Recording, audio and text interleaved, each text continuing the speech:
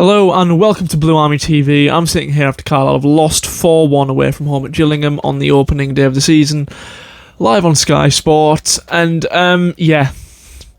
definitely not the start we wanted. And it's really a difficult one to talk about because look, 2 minutes into the game, Harry Lewis makes a mistake. He comes to claim across,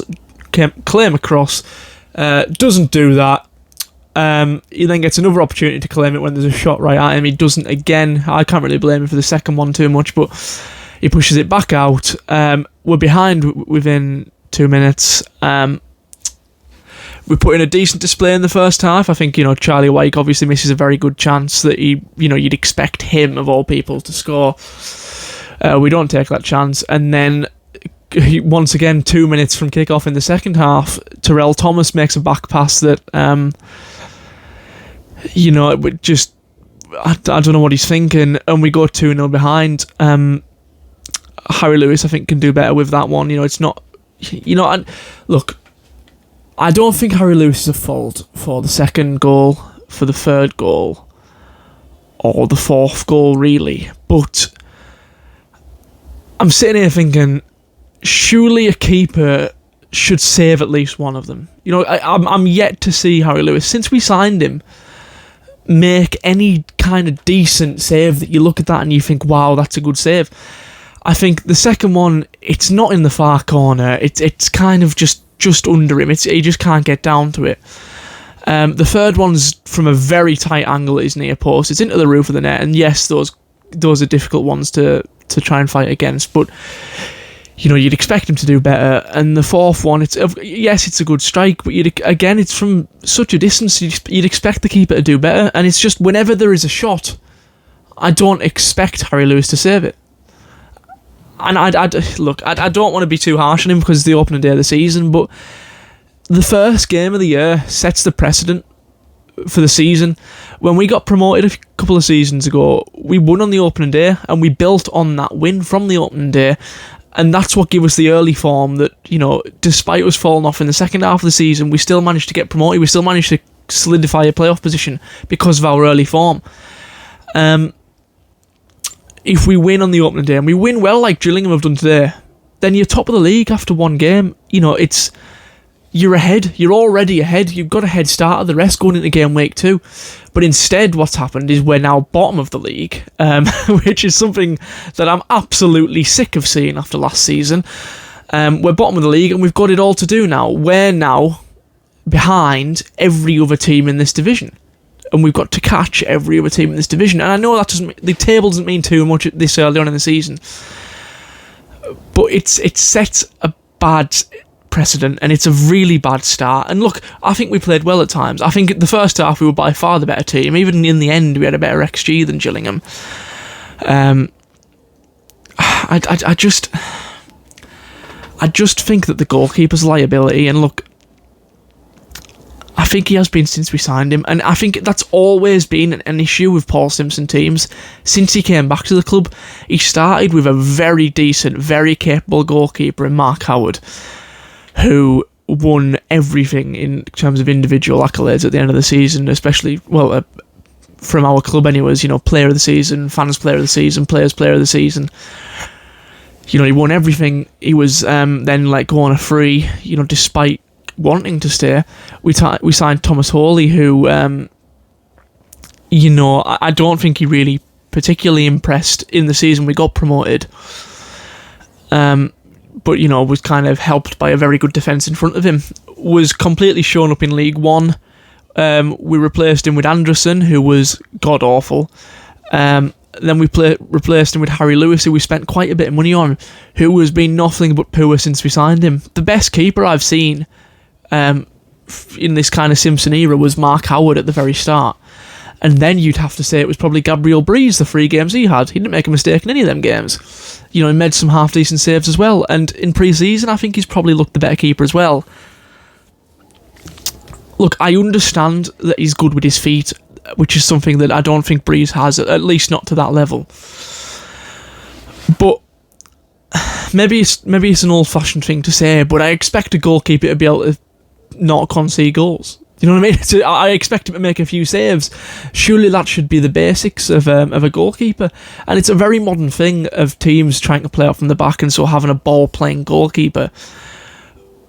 And that's what we've got in Harry Lewis. I do admit that. But if he's not making saves, then he's a liability. Look, he's not a good shot stopper. He refuses to come off his line. He won't come for crosses, and when he does, he manages to knacker it up like he did today. There was more than one instance where I thought he should have come off his line, and he didn't in the game today. I listened to Paul Simpson's interview just after the game, and he seems to be defending Harry Lewis, which, I can't really fault too much because you've got to kind of defend your players. But man, I just feel like I always think one day he's going to save one. One day one of these every half decent shot against Harry Lewis goes in. And maybe I'm being too harsh coming at this first day of the season, but I was so excited for this game. I was so encouraged by the Stockport game in pre-season, last week. And it just feels like the high of coming into this season. You watch the early kick-off in the Championship, League 2 games yesterday, you get yourself excited, only for it to come crashing down to a 4-1 defeat against Gillingham. And look, I do think Gillingham will probably be up where they are now come the end of the season. I do think they're a good team in this division, but for the vast majority of that game, we were the better team. And we've come away losing again. And this seemed to be a very, very big issue last season as well. And I know towards the end of last season, we were getting battered and we weren't playing well at all. But people seem to forget that the first few games, or the first quarter of last season, we were playing well, we weren't taking our chances, and we were making individual mistakes. That's what we did last season. That's what we did. You think of some of the very early games in that League One relegation season, and we played well. And it reminded me far, far too much of that today, where, yes, we're the better team, yes, we've got more possession, yes, the XG's in our favour, but we don't take our chances. We make individual stupid errors that the opposition capitalises from. There's a goalkeeping error here and there, and we come away getting beat every single time. And look, it's the first day of the season, and things can change, but we now go into that Barra game not really as favourites. You can talk about Stoke all you want, but it's going to be a team against... that Stoke game's been ruined for me because it's a Championship team who you'd expect to come and beat us, and it's going to be in front of a couple of thousand people because half the ground shut off. What would have been a very good cup fixture has been heavily, heavily restricted. And I understand that, to be honest. I think it's a sacrifice that needs to be made for the long-term betterment of the ground, but, hopefully it's back open against Barra, because the way things went today, I think the players need a bit of fan support at home. Yeah, and I just feel sorry for the 500 Carlisle fans that went down to watch that today. Another thing, I don't understand how, we've got a big budget this year, and yet we're coming into the season with Ben Barkley as a midfielder, with Harrison Neal and Josh Vella. That's three very defensive-minded midfielders in front of a back five, and yet we're conceding 4 goals. How does that happen? I can understand us not being creative in a position where we're having to play Ben Barkley as a midfielder, who, to be honest, probably isn't good enough to be playing in a back three. He definitely isn't better than any of the defenders we've got. I'd put him as maybe 5th choice centre-back. And he's having to come in and play midfielder. And I don't blame him for not having a good game in midfield, because he's not a midfielder. I wouldn't stick Luke Armstrong at left back and then complain he's having a bad game. Ben Barkley's not a midfielder.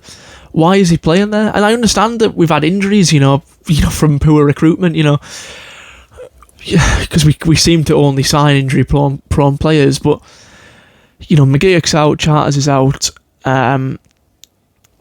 There's a few midfielders out. Callum Guy's out.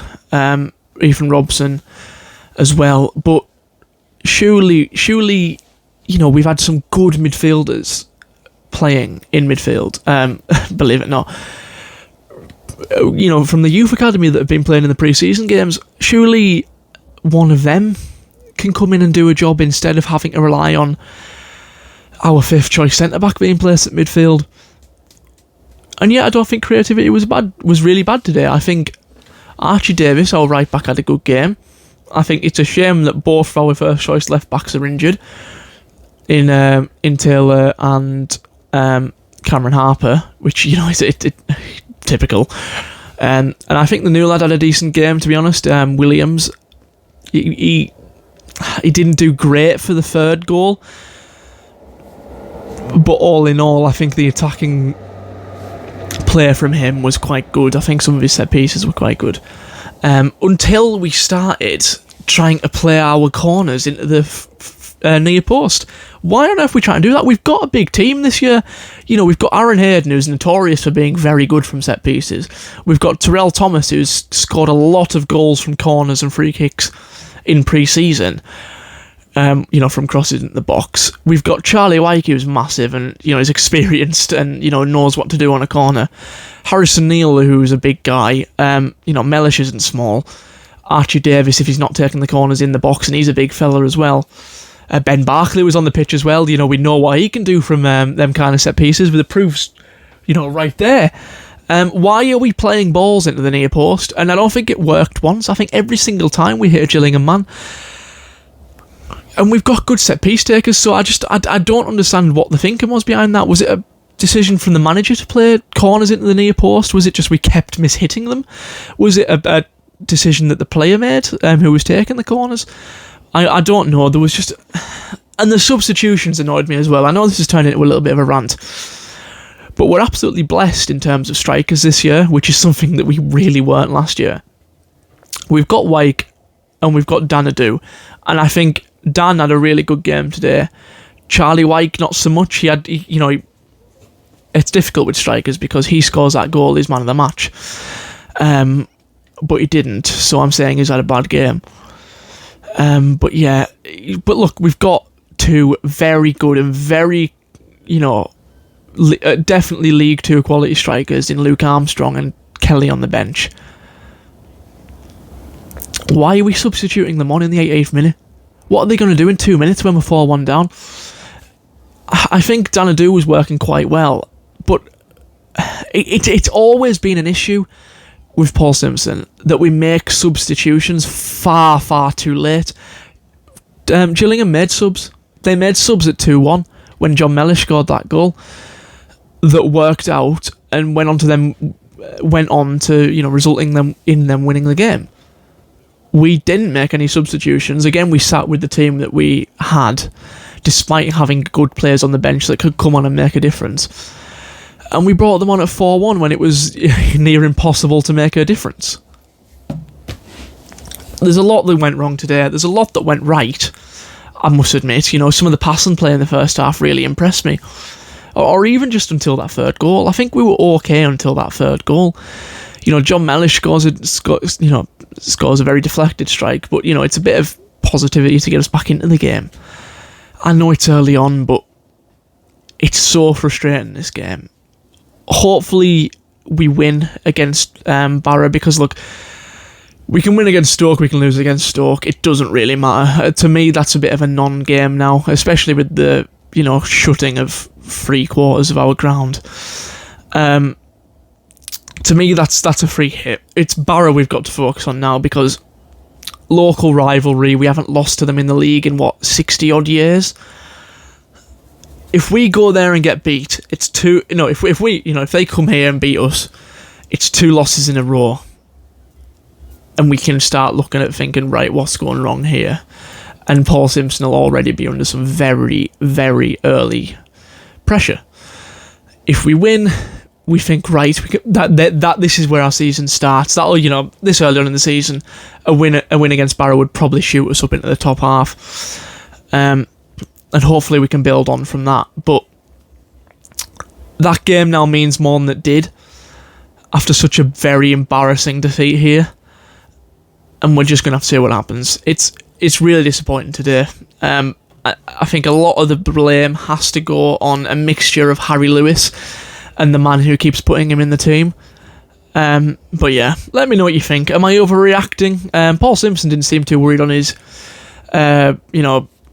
post-match interview on BBC Radio Cumbria. I can't really tell you what he said to the Carlisle team because everything's put behind a paywall now and I ain't paying for that. So yeah, let me know what you think. Please subscribe to the channel, leave a like, and yeah, tough one, but yeah, thank you for watching. In a bit.